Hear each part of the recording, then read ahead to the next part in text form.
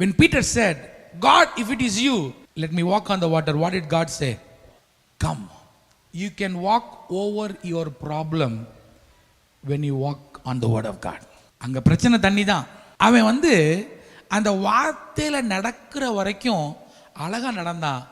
But when he saw the wind, he shrunk. ஆண்டோடைய வார்த்தையில் நிலைத்திருக்கிற வரைக்கும் உங்களை யாரும் அசைக்க முடியாது. என்னைக்கு காத்த பார்க்குறீங்களோ அன்னைக்கு தண்ணிக்குள்ள போயிடுவீங்க.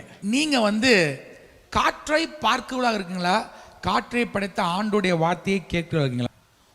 1 second of taking the eye from the word will make him to shrink in the water.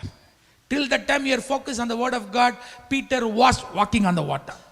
என்னைக்கு ஆண்டவர் மேல கண்ணை நவுத்துனா முடிஞ்சு போச்சு கதை.